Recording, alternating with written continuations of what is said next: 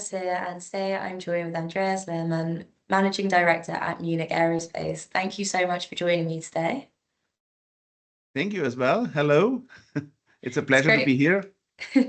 It's great to have you joining us. So ahead of Aerospace Tech Week, which is obviously rapidly approaching, I thought it'd be a good idea to get together and talk through some of the topics you're going to be covering and understand a little bit more about you and your sessions. So on site, you're going to be moderating sessions on supply chain and procurement, as well as flight ops and IT, and sort of shaping these discussions on site. So before we get started on those topics, could you share a little bit about yourself and what you do in your job role? Yes, sure. So I'm Andreas Lermann. I'm Managing Director at Munich Aerospace.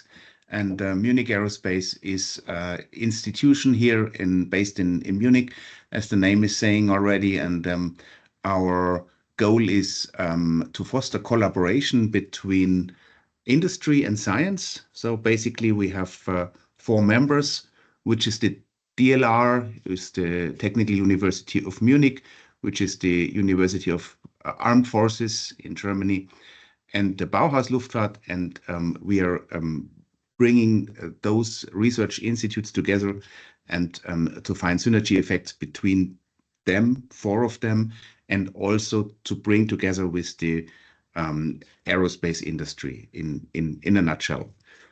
And well, as a managing director, you kind of touch any kind of point. So this is what I actually do. Yeah.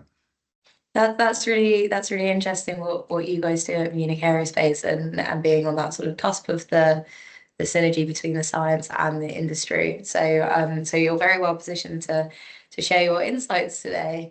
I thought we could start perhaps with supply chain, because this is generally understood to be one of the greatest inhibitors to the industry's progress right now. How do you see technology improving the situation here, if you do?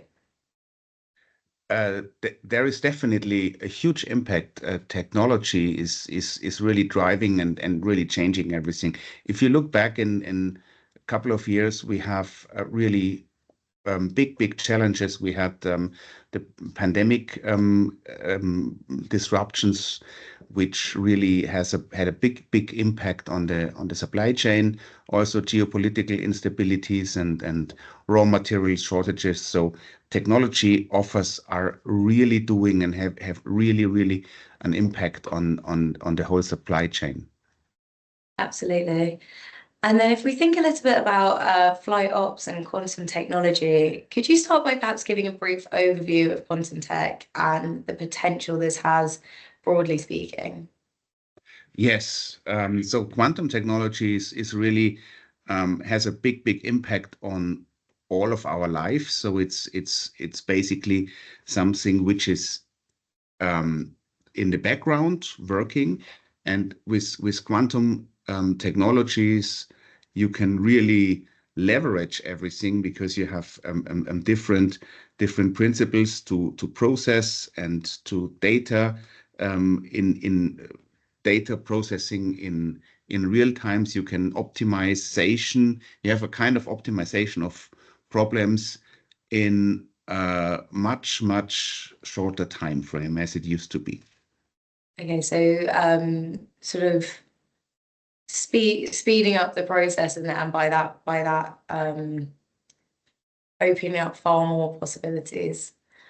So then if we think more about flight ops specifically, how would you describe the potential of quantum technology for making a difference here?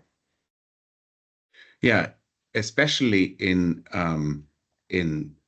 well, I would say in flight ops, where you exactly have this problem.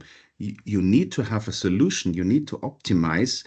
Let's say if we talk about the route improvements of flight operations, you have to have real-time data available, and this is where quantum technology really has its advantage. So you can do air traffic control efficiency, route the vessels in a much shorter time, let's say in real time or close to real time.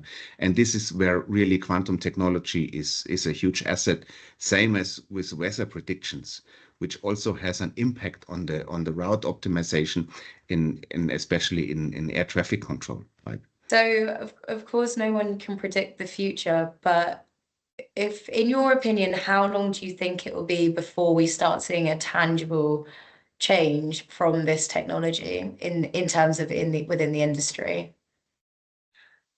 It's as you said, it's extremely hard to predict, and really, it's like it would be like looking into a glass ball. And I think the next 5 years will have a significant change in aerospace industry, and it will be a disruptive change. However, I can't tell you where we will be in exactly be in 5 years.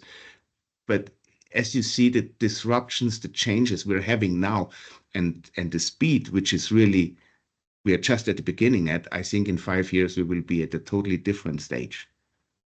That's really exciting to think about. And then if we turn our attention to on-site at the event, are there any sessions you're particularly looking forward to, whether these are your sessions or someone else's?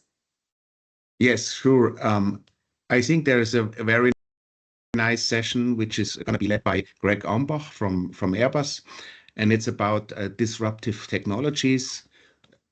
I mean, it's a future topic, as we were just discussing, like looking into a little bit into glassball, which is always fancy and kind of interesting, but it's gonna be the disruptive technologies that gonna have a huge impact in the whole industry.